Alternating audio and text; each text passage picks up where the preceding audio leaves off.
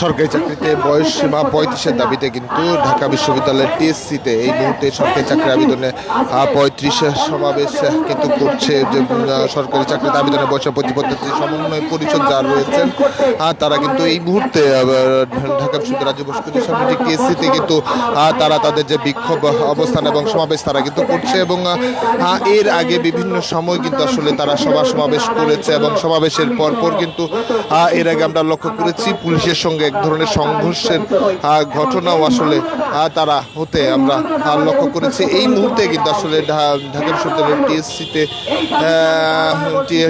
কিন্তু তারা আসলে তাদের যে সমাবেশ সেই সমাবেশটি তারা করছে এবং এরপরই তারা আসলে বিভিন্ন রকমের যে নানা সময় বিভিন্ন ধরনের কর্মসূচি তারা ঘোষণা করেছে। এবং তারা যেটি বলছে সরকারি চাকরিতে বয়সীমা 35 যতক্ষণ পর্যন্ত না আসলে দাবি বাস্তবায়ন না হবে ততক্ষণ পর্যন্ত তারা তাদের যে কর্মসূচি সেই কর্মসূচি কিন্তু আসলে তারা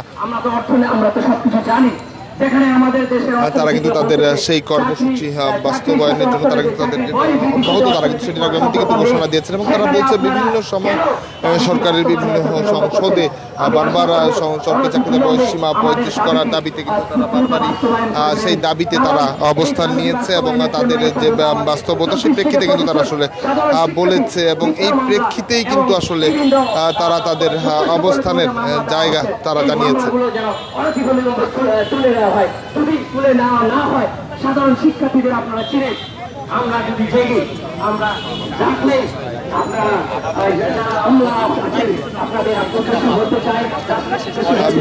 দ্বিতীয়বার আবারও আজকে সমাবেশ করছে আসলে এখন কি বলতে চান? হ্যাঁ, ধন্যবাদ। দেখতে পাচ্ছেন আমরা বিগত 11 মে একটি শিক্ষার্থী মহাসমাগম করেছিলাম। সেই শিক্ষার্থী মহাসমাগমে আমাদের চাওয়া ছিল দীর্ঘ 12 বছরের যে একটি যৌক্তিক দাবি নিয়ে আমরা রাজপথে আমরা লড়াই সংগ্রাম করে যাচ্ছি, সেই লড়াই সংগ্রামের আমরা বাস্তবায়ন চেয়েছিলাম। কিন্তু দুঃখজনক যে বিষয় সেটি হচ্ছে তারা আমাদের দাবিটিকে মেনে না নিয়ে আমরা যে শান্তিপূর্ণ লড়াই সংগ্রাম চালিয়ে যাচ্ছিলাম সেই শান্তিপূর্ণ আমাদের অবস্থান কর্মসূচি থেকে তারা আমাদের 13 জন সহযোদ্ধাকে তারা গ্রেপ্তার করে 12 জন সহযোদ্ধার নামে তারা আমাদেরকে মামলা দিয়েছে। আপনারা দেখতে পেয়েছেন সেখানে 3 জন নারী সহযোদ্ধাকে তারা গ্রেপ্তার করে 3 জন নারী সহযোদ্ধা সহ আমি সহ আমাদের একজন যুগ্ম আহ্বায়ক সহ 12 জনের নামে তারা একটি মামলা রুজু করে আমাদেরকে চোর ডাকাত এবং আমার মাদক সেবীদের সাথে আমাদেরকে প্রায় দীর্ঘ 30টি ঘন্টা আমাদেরকে আটকে রেখেছে। আপনারা দেখতে পেয়েছেন সেখানে একটি অস্বাস্থ্যকর পরিবেশের মধ্যে আমাদেরকে রাখা হয়েছে। আমাদের একজন সহযোদ্ধা সেখানে অসুস্থ হয়ে গেছিল, হার্টের রোগী। আমরা তাদেরকে বলেছিলাম যখন আমাদেরকে শাহবাগ থানা সেল করে আটকে রাখা হয় তখন আমাদের একজন সহযোদ্ধা যখন অসুস্থ হয়ে যায় আমরা বলি যে তাদেরকে দ্রুত যেন চিকিৎসার ব্যবস্থা করা হয়। তারা কিন্তু দীর্ঘ 15টা মিনিট তারা লেট করেছে আমাদের এই সহযোদ্ধার চিকিৎসা দিতে। এক পর্যায়ে আমরা সেখানে অনুনয় বিনয় করার পর আমাদের সে সহযোদ্ধা চিকিৎসা দেওয়া হয়। যদি তার কিছু হতো রাষ্ট্র তার দায়ভার কিভাবে এড়াতো আমরা সেটা বলতে চাই। তো আমরা বলতে চাই যে আজকে রাজপথে আমরা লাখ লাখ শিক্ষার্থীর যৌক্তিক দাবিতে আমরা কথা বলতে এসে আমরা কেন হয়রানি হব? আমরা সাধারণ শিক্ষার্থী, আমরা সাধারণ পরিবার থেকে উঠে আসা লোক। আজকে আমাদের মাথার উপর একটি মামলা আজকে চাপিয়ে দেওয়া হয়েছে। তো আমরা চাই যে আমাদের দাবিটি দ্রুত বাস্তবায়ন করে নেওয়া হোক, দ্রুত বাস্তবায়ন করে আমাদের উপর যে মিথ্যা মামলা চাপিয়ে দেওয়া হয়েছে সেই মিথ্যা মামলা তারা প্রত্যাহার করুক। এখন আসলে আপনারা অনেকদিন ধরে আন্দোলন করছেন, অবস্থান কর্মসূচি করেন, এখন পর্যন্ত আসলে আপনারা বারবার দেখাও করেছেন বিভিন্ন মন্ত্রীর সঙ্গে, তাদের জায়গা থেকে আসলে কি বার্তা পেয়েছেন? ধন্যবাদ আপনাকে। আসলে দেখেন আজকে বাংলাদেশ আওয়ামী লীগের অনেক নেতৃবৃন্দ থেকে শুরু করে দেশের সুশীল সমাজ থেকে শুরু করে সবাই কিন্তু এই দাবির পেছনে একমত পোষণ করছে। কিন্তু আমরা যে জায়গা থেকে আমরা একটা বার্তা চাচ্ছি যে মাননীয় প্রধানমন্ত্রীর কাছ থেকে আমরা যে সুস্পষ্ট একটা সুনির্দিষ্ট একটা ঘোষণা যে আমরা চাচ্ছি 35-এর ব্যাপারে, সেই ঘোষণা কিন্তু আমরা আজও পাই নাই। তো আমরা পাই নাই বিধে আমরা রাজপথে আন্দোলন সংগ্রাম করে যাচ্ছি। আমি এখান থেকে বলতে চাই দ্রুত সময়ের মধ্যে মাননীয় প্রধানমন্ত্রীর জন্য এই যুব সমাজকে এই যন্ত্রণা থেকে মুক্ত করে দেয়। বিভিন্ন কর্মসূচি করছে, আসলে আপনাদের এই কর্মসূচি কতদিন পর্যন্ত চলবে? ধন্যবাদ আপনাকে। আসলে দেখেন যতক্ষণ না পর্যন্ত আমাদের দাবি বাস্তবায়ন হবে ততক্ষণ পর্যন্ত কিন্তু আমরা আমাদের আন্দোলন এবং আমাদের কর্মসূচি কিন্তু আমরা চালিয়ে যাব। আমরা দেখতে পেয়েছেন আসলে এই যে যুব সমাজ আজকে যে দীর্ঘ 12টি বছর ধরে তারা যে নিষ্পেষিত হচ্ছে, এই যুব সমাজকে আসলে রাজপথে লড়াই সংগ্রাম ছাড়া আমাদের হাতে আসলে বিকল্প কোনো অপশন নাই। আন্দোলন করছেন অনেকে, কিন্তু এর মধ্যে আমরা লক্ষ্য করছি আরো একটি অংশের হয়ে তারা মানববন্ধন করছে। আসলে কি বিভক্তির জায়গা দেখা দিয়েছে? বুঝি নাই আপনাদের বিভক্তির জায়গা আপনাদের দেখা দিয়েছে এর আগে আলাদা? না, ধন্যবাদ। আসলে দেখেন সাধারণ শিক্ষার্থীর ব্যাপারে এর আগে আমরা অনেকগুলো আন্দোলন করেছি। আসলে প্রতিটা লড়াই সংগ্রাম আসলে দেখেন আমাদের মধ্যে সহযোদ্ধাদের মধ্যে হয়তো ভুল বোঝাবুঝি হয়, কিন্তু দিন শেষে কিন্তু আমরা এক ঐক্যবদ্ধ। আমরা 35-এর জায়গায় আমরা কিন্তু এক ঐক্যবদ্ধ। এই মুহূর্তে আমরা সবাই ঐক্যবদ্ধভাবে একসাথে সবাই সমস্ত সাধারণ শিক্ষার্থীদেরকে নিয়ে আমরা এখন আন্দোলন কর্মসূচি দিচ্ছি এবং চালিয়ে যাচ্ছি, এবং আমরা আমাদের মাঝে ওই ধরনের আপনি যেটা মনে করেন ওই ধরনের কোনো ধরনের আসলে বিষয় কিন্তু এই মুহূর্তে নেই। ধন্যবাদ আপনাকে। এই মুহূর্তে আপনারা কিন্তু দেখছেন সরাসরি যেখানে কিনা 35 সরকারি চাকরিতে বয়সের 35 মিনিট আন্দোলন, সেখানে কিন্তু তারা সভা সমাবেশে অংশ নিচ্ছে। বয়স বাড়িয়ে 35 করা হলে দেশে নাকি বেকার সংখ্যা বাড়বে, কিন্তু এখন কি আমাদের বাংলাদেশে বেকার সংখ্যা খুব কম? বরঞ্চ উন্নত বিশ্বে যেখানে চাকরিতে প্রবেশের বয়স 35 কিংবা তার চেয়ে বেশি, সেখানে আমাদের থেকে বেকারের সংখ্যা কি খুব বেশি? বরঞ্চ বাংলাদেশে বেকারের সংখ্যা সবচেয়ে বেশি, কারণ বাংলাদেশে চাকরিতে প্রবেশের বয়স সবচেয়ে কম। মাননীয় প্রধানমন্ত্রী, দিনের পর দিন একটা বাড়ির সামনে কুকুর বিড়াল যদি পড়ে থাকে, মানুষ তাহলে সেই কুকুর বিড়ালগুলোকে ভালোবেসে ফেলে। অথচ আমরা এত চাকরি প্রত্যাশী দিনের পর দিন রাস্তায় পড়ে আছি, অথচ আমরা কি আপনার একটু ভালোবাসা আশা করতে পারি না? আমরা কি আপনার কাছ থেকে একটু স্নেহ মায়া মমতা আশা করতে পারি না? একটু দয়া আশা করতে পারি না? অথচ আপনারা আমাদের দিকে ফিরেও তাকাচ্ছেন না, আপনারা প্রয়োজন মনে করছেন না আমাদের দিকে ফিরে তাকানোর। রোহিঙ্গারা আমাদের দেশে কিছুই হয় না, অথচ আপনি তাদের জন্য কি না কি করেছেন। তাদের জন্য যা করেছেন সেটা কি বলবো, নজর কাড়ার মতো ঘটনা। অথচ আমরা এদেশের নাগরিক, আপনারা আমাদের দিকে সেরকম ভাবে ফিরেই তাকাচ্ছেন না। আমরা মনে হয় এদেশে জন্মগ্রহণ করে খুব বড্ড ভুল করে ফেলেছি।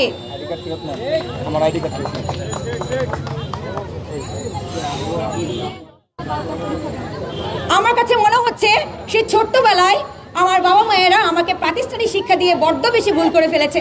হ্যাঁ, বড্ড বেশি ভুল করে ফেলেছে। কারণ আমি যদি আগে জানতাম, আমি হয়তো প্রাতিষ্ঠানিক শিক্ষাই অর্জন করতাম না। আমি এখন স্বপ্ন দেখছি গ্র্যাজুয়েশন কমপ্লিট করে, পোস্ট গ্র্যাজুয়েশন কমপ্লিট করে উচ্চ শিক্ষায় শিক্ষিত হয়ে নিজেকে অনেক উচ্চ পর্যায়ে নিয়ে যাব। আর সেই স্বপ্নটাই আমাকে দিন দিন তিলে তিলে খাচ্ছে। আর যদি আগে থেকে জানতাম তাহলে হয়তো আমি প্রাতিষ্ঠানিক শিক্ষা অর্জনই করতাম না। আমার বাবা মায়ের এত কষ্ট করে পড়াশোনা করিয়েছে, আর সেই সার্টিফিকেটের মেয়াদ মাত্র 3 বছর। আমি চাই না এরকম সার্টিফিকেট। মাত্র 3 বছরের জন্য একটা সার্টিফিকেট, ভাবতেই কষ্ট হয়। 3 বছর, 30 বছর পার হয়ে গেলে আমরা ইনভ্যালিড, আর তখন সেই আমাদের সার্টিফিকেটটা আলমারিতে সাজিয়ে রাখা হবে।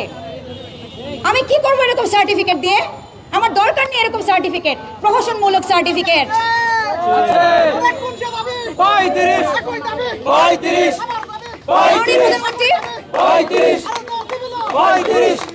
মাননীয় প্রধানমন্ত্রী, আপনি কথায় কথায় বলেন চাকরিতে প্রবেশের বয়স যদি 30 থেকে বাড়িয়ে 35 করা হয় তাহলে মানুষ বিয়ে করবে কখন?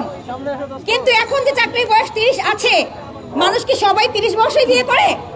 কেউ তো 21 বছরে বিয়ে করে, অনেকে আছে 23 বছরে বিয়ে করে, অনেকে 26 বছরে বিয়ে করে, অনেকে 27 বছরে করে, অনেকে 30-এ করে, অনেকে 35-এ করে।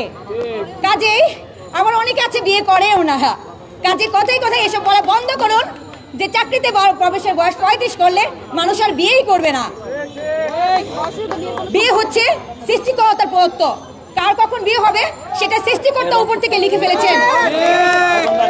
কাজেই সৃষ্টিকর্তার প্রদত্ত সেই তকদিরকে চাকরির প্রবেশের বয়সের সাথে তুলনা করবেন না, এটা খুবই হাস্যকর বিষয়। আমাদের সাথে একাত্ম পোষণ করেছেন মিরপুর থেকে আগত শিক্ষার্থীরা। আমি রোমান কবির ভাইয়ের নেতৃত্বে মিরপুরের শিক্ষার্থীদের স্বাগত জানাই।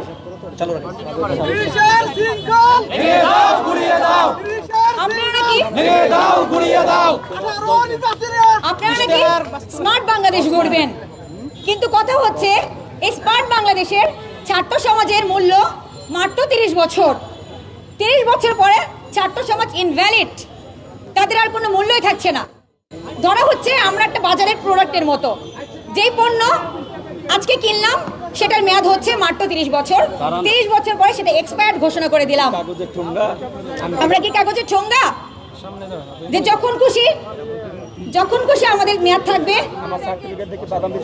আমাদের সার্টিফিকেট কি এখন বাদাম বীজ বিক্রি করে খাবো? যে 30 বছর পার হয়ে গেলে সেই সার্টিফিকেটও মূল্যহীন হয়ে যাবে। আমি মনে করি একটা মেয়েদের জন্য হলো চাকরির বয়স, প্রবেশের বয়স 35 করা উচিত। আমি অনেক অনেক বোনদের দেখেছি যাদের অনেক দুর্ঘটনায় পড়তে হয়েছে, যাদের স্বামী অল্প বয়সে মারা যায়, বাচ্চা কাচ্চা রেখে মারা যায়। অনেকে আছে বাচ্চা সংসার সামলিয়ে তারা চাকরিতে প্রবেশের জন্য প্রিপারেশন নিতে পারে না। যদি চাকরির বয়স 30 থেকে 35 করা হয় তাহলে অনেক বোনেরা তাদের বাচ্চা সংসার সামলিয়ে চাকরিতে প্রবেশের জন্য অনেকটু সময় পাবে। কাজে আমি মনে করি মেয়েদের জন্য হলে চাকরির বয়স 35 করা উচিত। আপনার ইতিমধ্যে দেখা গিয়েছে যখন করোনা হয়েছিল তখন যাদেরকে করোনা ছুঁয়েও দেখেনি আপনি তাদের জন্য ব্যাকডেট দিয়েছেন, একটা প্রহসনমূলক মূল্য ঝুলিয়ে দিয়েছেন। কিন্তু কথা হচ্ছে করোনার মধ্যে আমরা যারা রানিং স্টুডেন্ট ছিলাম, যারা অনার্স মাস্টার্স করছি, তাদের জন্য কি করেছেন? আমাদের কি করোনা ছুঁয়ে দেখেনি? উল্টো ব্যাকডেটধারীদের সাথে আমাদেরকে মূল্য ঝুলিয়ে দিয়ে তাদের সাথে আমাদেরকে পরীক্ষা দিতে বাধ্য করেছেন। আমরা তাদের সাথে পরীক্ষা দিয়েই গেছি। আর এখন চাকরির বাজারে অনেক হাই কম্পিটিশন। এই কম্পিটিশনের মধ্যে এই 30 বছরের মধ্যে পড়াশোনা করে একটা ভালো চাকরি পাওয়া অনেক সময় সম্ভব হয়ে পড়ে না। কাজে আমি মনে করি চাকরির বয়স 30 থেকে বাড়িয়ে 35 করে একটা যৌক্তিক দাবি। আমাদের কোন দাবি আছে?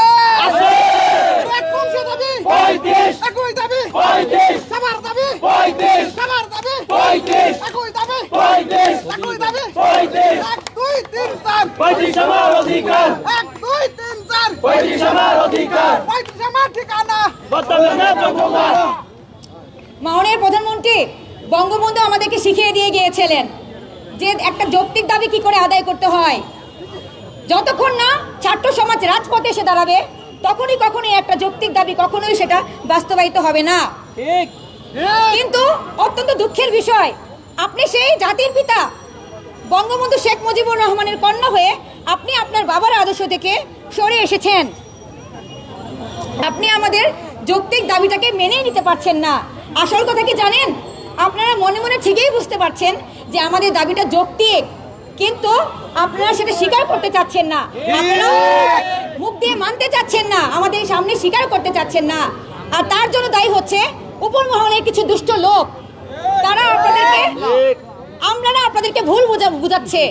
কিন্তু সবচেয়ে কষ্টের বিষয়, মাননীয় প্রধানমন্ত্রী আপনি একজন উচ্চশিক্ষিত মানুষ হয়ে মানুষের কথায় পরিচিত হচ্ছেন, মানুষের কথা পরিচিত হয়ে এই দেশের ছাত্র সমাজকে ঠকাচ্ছেন, এদেশের ছাত্র সমাজের সাথে আপনি প্রতারণা করে যাচ্ছেন। কাজেই বলবো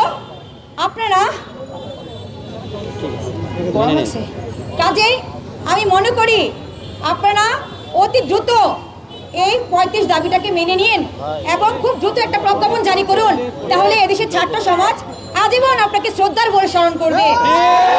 মাননীয় প্রধানমন্ত্রী আপনি এদেশের অনেক উন্নয়ন করেছেন যেটা চোখে পড়ার মতো, যেমন মেট্রো রেল, এলিভেট এক্সপ্রেস, এমন পদ্মা সেতু, আরো অনেক কিছু করেছেন। তার জন্য আমরা আপনার কাছে চিরকৃতজ্ঞ। কিন্তু আপনি এদেশের ছাত্র সমাজের জন্য কি করেছেন? এদেশের ছাত্র সমাজ কেন রাস্তায় পড়ে পড়ে কান্না করছে? কেন তাদের কান্না দেখার জন্য কেউ নেই? কাজে পরিশেষে একটা কথাই বলতে চাই, আপনারা অতি দ্রুত আমাদের দিকে ফিরে তাকান, আমাদের দাবিটি যৌক্তিক দাবিটি মেনে নিন এবং খুব দ্রুত একটা প্রজ্ঞাপন জারি করে দিন।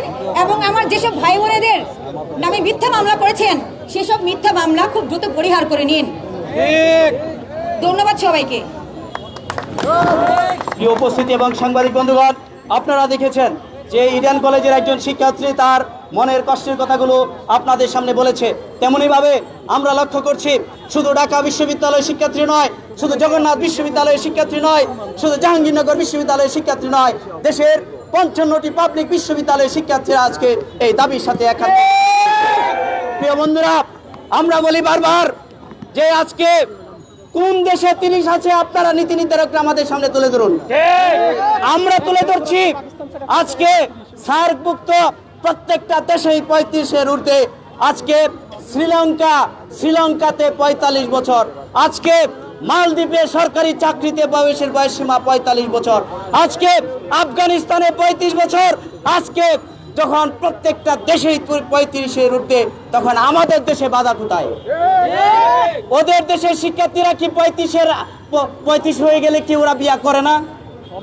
আমাদেরকে যখন বলা হয় যে 35 হলে কখন চাকরি করবে, কখন বিয়া করবে, তাহলে ভারতের শিক্ষার্থীরা কি 35 হওয়ার পরে যে নেয় তারা কি বিয়া করতেছে না?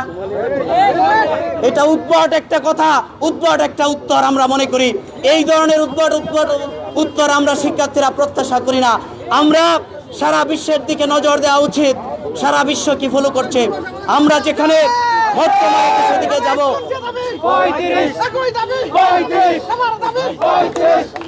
আমরা এই কথাটাই বারবার বলার চেষ্টা করছি যে শিক্ষার্থীরা যেখানে মেম্বার অফ পার্লামেন্টে সুপারিশ করছে, যেখানে একটা দেশের শিক্ষামন্ত্রী সুপারিশ করছে, সেই দাবিটি নিয়ে আর কালক্ষেপণ নয়, অতি দ্রুত প্রজ্ঞাপনের মাধ্যমে শিক্ষার্থীদের পড়ার টেবিলে ফিরে এনে যাবেন, সেই প্রত্যাশায় রাখি আজকে সমাবেশ থেকে। প্রিয় বন্ধুরা, আজকের এই শিক্ষার্থী সমাবেশে প্রিয় শিক্ষার্থীরা, আমাদের আন্দোলন সংগ্রামে যিনি আমাদের সাথে সবসময় কাজ করে যাচ্ছেন এবং আমাদের মিরপুর টিমে সমন্বয়ক হিসেবে কাজ করছেন, আমাদের অত্যন্ত পরিচিত মুখ আমাদের রুমান কবির ভাই। রুমান কবির ভাইকে ওনার মূল্যবান বক্তব্য প্রদান করার জন্য বিনীতভাবে অনুরোধ করছি। ধন্যবাদ খোকন ভাইকে আমাকে আজকে বক্তব্য দেওয়ার সুযোগ করে দেওয়ার জন্য। মোবাইল রাখেন।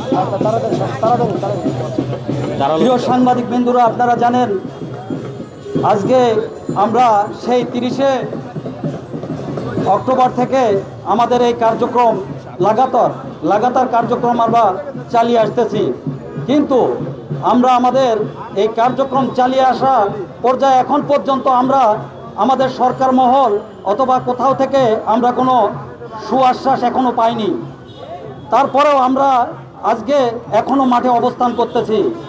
আপনারা জানেন কালকেও কিন্তু একটা টকশো হয়েছে, যেখানে কিন্তু বাংলাদেশের কিছু বিখ্যাত ব্যক্তি এই টকশোতে অবস্থান নিয়েছিলেন।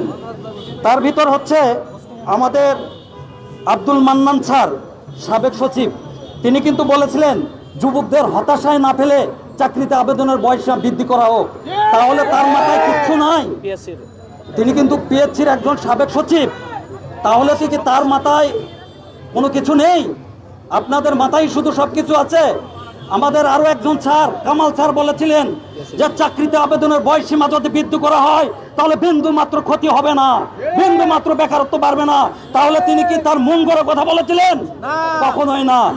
আমরা ছাত্র সমাজ, আপনারা জানেন প্রতিটা আন্দোলনে কিন্তু আজকে ছাত্র সমাজ জড়িয়ে ছিল, বিধায় আজকে আমরা কিন্তু সফলতা পেয়েছি। ইনশাল্লাহ আমরাও পাবো সেই আশা আমি মনে করি। কিন্তু আপনারা এই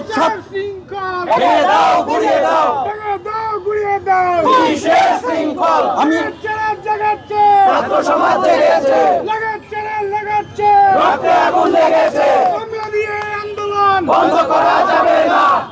আপনারা জানেন যে আজকে আমাদের এই দাবিটি নিয়ে কিছু মাত্র আমলা আমাদেরকে তারা ভুলভাল তথ্য দিচ্ছে। আপনারা দেখেন যেখানে ইন্ডিপেন্ডেন্ট চ্যানেল প্রথম আলো, যেখানে তারা ভোট নিল, সেখানে 94-96% পায় হচ্ছে চাকরিতে আবেদনের বয়স বৃদ্ধি করা হোক। তারা বলল তাহলে এই 94% কি সবই মিথ্যা? এরা কি মানুষ না? এরা কি জাতির কোনো সদস্য না? এরা কি বাংলাদেশের লোক না? তার মানে আপনারা বোঝাচ্ছেন যে বাহিরের লোক এই ভোটগুলা দিচ্ছে নাকি? আপনারা এটা বোঝাচ্ছেন আমরা কি রাষ্ট্রের কাছে এতই বোঝা যে আমাদের কোনো মূল্য নাই? আপনারা জানেন আজকে কিন্তু জনগণের ক্ষমতিত হয় হচ্ছে সরকার। তাহলে কেন আজকে সরকার আমাদের কথা শুনবে না? আমরা কি সরকারের বিরুদ্ধে কথা বলতেছি? আপনারা বলেন, আমরা কি সরকারের বিরুদ্ধে কথা বলতেছি? কখনোই না। আমরা, আপনারা জানেন আগামী বছর, গত বছর ইশতেহার 2018 সালের কথা, 2018 সালে ইশতেহারে কিন্তু বলা ছিল 33 নম্বর পাতায় যে মেধা ও সমতার ভিত্তিতে চাকরিতে আবেদনের বয়সসীমা বৃদ্ধি করা হবে। কি দুর্ভাগ্য জাতি আমরা এবার ইশতেহার ঘোষণা করেছে, কিন্তু আমাদের আগের ইশতেহার বাস্তবায়ন হয়নি। আমি আমার রাষ্ট্রের কাছে শুধু একটা প্রশ্নই বলতে চাই, আপনারা দেখেন, আপনি খোঁজ নিয়ে দেখেন, যে ছেলেটা আজকে ক্রাইম করতেছে সেই ছেলের হিস্টোরিটা দেখেন। আজকে যারা যুব সমাজ আজকে বিভিন্ন খারাপ কাজে লিপ্ত হচ্ছে, আপনি খবর নিয়ে দেখেন, তার জীবন বৃত্তান্ত নিয়ে খোঁজেন, তাহলে বুঝতে পারবেন তারা কেন আজকে ক্রাইম করতেছে। তাই আমি আমার রাষ্ট্রের কাছে, আমার দেশের সরকারের কাছে বিনীতভাবে আহ্বান জানাবো, আপনি অতি তাড়াতাড়ি আমাদের চাকরিতে আবেদনের বয়সসীমা বৃদ্ধি করে দিন। ধন্যবাদ সবাইকে। প্রিয় সাংবাদিক বন্ধুগণ এবং সংগ্রামী উপস্থিতি, আজকের এই শিক্ষার্থী সমাবেশ থেকে শিক্ষার্থীরা আমাদের রাষ্ট্রের কাছে আবেদন জানাচ্ছে বারবার যে এই দেশের লাখ লাখ শিক্ষার্থীরা যেখানে চাচ্ছে এই দাবিটি যাতে অবিলম্বে বাস্তবায়ন করা হয়। প্রিয় বন্ধুরা, আজকে এই মুহূর্তে শিক্ষার্থী সমাবেশে আপনাদের কাছে বক্তব্য নিয়ে আসবেন রাজশাহী বিশ্ববিদ্যালয়ের শিক্ষার্থী, আমাদের ছাত্রী এবং আমাদের নারী নেতৃত্ব, যাকে আপনারা জানেন যে গত 11 মেতে পুলিশ অন্যায়ভাবে আটক রেখে এখানে অন্যায়ভাবে আটক করা হয়েছিল এবং মিথ্যা মামলায় তাকে জড়িয়ে দেওয়া হয়েছে। আমি বিনীতভাবে অনুরোধ করব রাজশাহী বিশ্ববিদ্যালয়ের শিক্ষার্থী যারা শর্মিল সুলতানা বৃষ্টি আপাকে ওনার বক্তব্য প্রদান করার জন্য।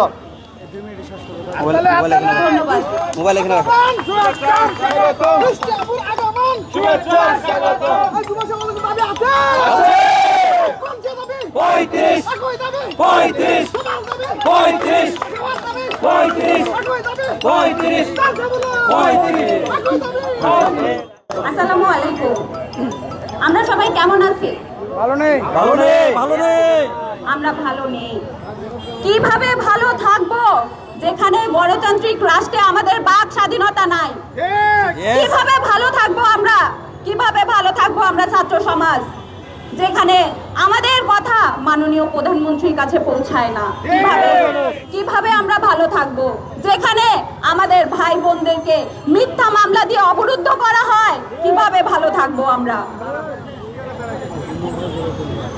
আপনারা জানেন যে বিশ্বের 162টা দেশে চাকরির বয়সের সময়সীমা 35। সেই জায়গা থেকে আমরা অর্থনীতিতে অনেক ভালো করেছি। আমরা অর্থনীতিতে 35তম দেশের আসনে, কিন্তু সেই জায়গা থেকে আমরা 30-এর বেড়াজাল থেকে বেরিয়ে আসতে পারিনি। এই দোষ কাদের? এই দোষ কি শুধুমাত্র ছাত্র সমাজের, নাকি নীতি নির্ধারকদের, নাকি রাষ্ট্রের, নাকি সরকারের? আপনাদের কাছে এই প্রশ্নটা রেখে গেলাম। আমাদের এই যে দাবি, যে দাবিতে আমাদের আসলে পথে নামার কথা না, আমরা কেনই বা পথে নামবো? আমরা কেন পথে নামবো? আমরা এই যৌক্তিক দাবি সরকারের অনেক আগ থেকেই আমাদের এই যৌক্তিক দাবি তাদের মেনে নেওয়া উচিত ছিল, কিন্তু না। দীর্ঘ 12 বছর ধরে আমরা পথে, আমরা না খেয়ে আমরা আমাদের ঘাম ঝরায় আমরা পথে সংগ্রাম করে যাচ্ছি। আমাদের এই গণতান্ত্রিক রাষ্ট্রে কেন আমরা এই ঘাম ঝরাবো? কেন? এই প্রশ্নটা আমার সবার কাছে, এই প্রশ্নটা আমার মাননীয় প্রধানমন্ত্রীর কাছে। মাননীয় প্রধানমন্ত্রী, আপনারা জানেন, আপনি জানেন, আমরা ছাত্র সমাজ আমাদের সবার দাবি, আমাদের নৈতিক দাবি আপনি আমলে নেবেন এবং খুব তাড়াতাড়ি আমাদের পড়ার টেবিলে যাওয়ার জন্য সুযোগ করে দিবেন।